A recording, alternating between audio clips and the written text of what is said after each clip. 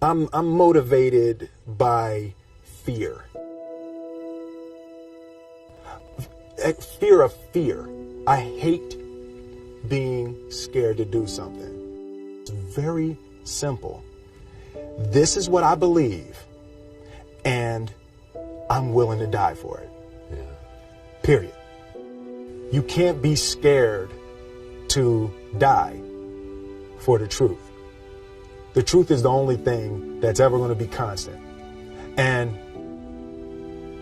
you can't fear what might happen to you if you were to tell the truth. Because what happens to you if you don't tell the truth is worse than telling the truth will ever be. The first step before anybody else in the world believes it is you have to believe it. There's no reason to have a plan B because it distracts from plan A. And I think psychologically, the advantage that gives me over a lot of people that I have been in competition with in different situations is it's difficult to take the first step when you look how big the task is. The task is never huge to me. It's always one brick. I believe, and I learned very young, that you don't try to build a wall. You don't set out to build a wall. You don't say, I'm going to build the biggest, baddest, greatest wall that's ever been built. You don't start there. You say, I'm going to lay this brick as perfectly as a brick can be laid. There will not be one brick on the face of the earth that's going to be laid better than this brick that I'm going to lay in this next 10 minutes. And you do that every single day. And soon you have a wall. And soon you have a wall.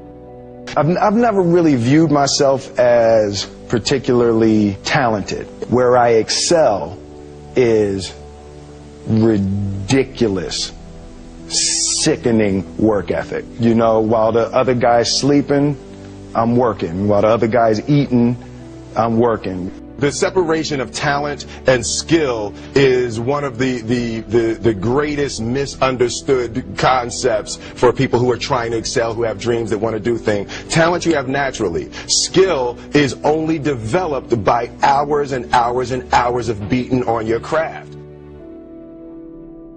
I always knew that I could work hard enough. There wasn't an issue with discipline, or there wasn't an issue with the ability to sacrifice or the willingness to sacrifice. There's no easy way around it. No matter how talented you are, your talent is going to fail you if you're not skilled. You know, if you don't study, if you don't work really hard and dedicate yourself to being better every single day. This one year, my father had his shop, and he decided for whatever reason that he wanted a new wall on the front of his shop. So he tore down probably about 16 feet high and probably about 30 feet long. He just completely tore the wall down, and my brother and I had to dig a 6-foot hole.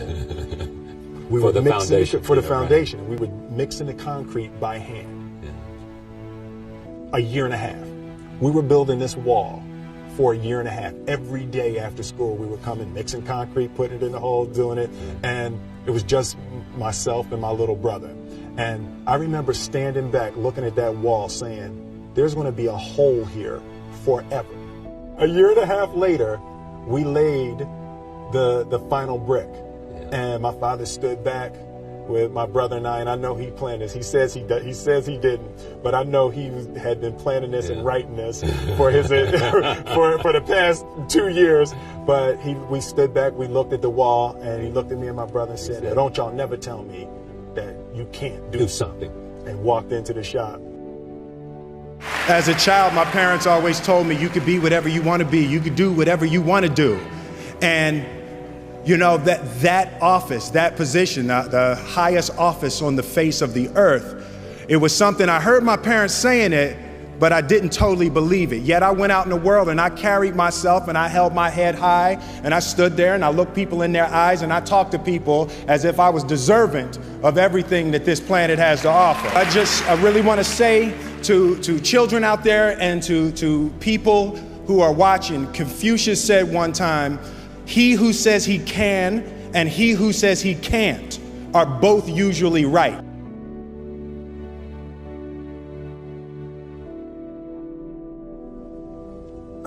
having the opportunity to study greatness. And anytime you have that opportunity, there are certain intricacies that will make clear who you are. It becomes that much more clear who you are. The definition of who I am is very clear to me, and it also redefines who I want to be, in that I know for a fact that I'm stronger than I thought I was. You know, you can't help but ask yourself the question, what would I do if I was in Muhammad Ali's shoes? I'm not the best at anything. You know what I mean? Eddie Murphy is funnier than I'll ever be. Denzel is more powerful than I'll ever be. I think that my strength is I can do everything well. You know, I can do a little bit of everything, and that's what I concentrate on to be my strength. I'll never be able to compete with Denzel. I enjoy connecting with people and ideas, and you know, I have a mission statement. So every year for probably the past 10 years, I've worked out a mission statement for myself. And for the last few years, the mission statement has stayed the same, and it's been improve lives, right? So when I go into something, I'm looking for how the quality of this piece could potentially improve lives. But it's all along the way. It's when you make the movie and how you're interacting with people in the process. And the concept of improving lives runs through the center of everything I do. And then I realized that the way to improve lives is to continually improve yourself, right? So with that, every morning when I get out of the bed, I haven't fixed everything in the world yet, so there's always something to do. I want my life, I want my work, my family, I want it to mean something. If you are not making someone else's life better, then you're wasting your time. You know, like your life will become better by making other lives better. A few months ago, I said that I believe that if I chose to, I could be the president of the United States. And I think as I've had a chance to intellectualize why I said that. Yeah. And I think that there's a certain delusional quality that all successful people have to have.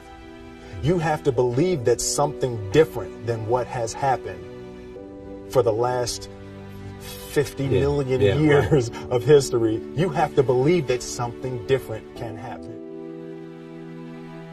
The one thing that I truly tried to communicate in the interpretation of Ali is the complex simplicity of greatness.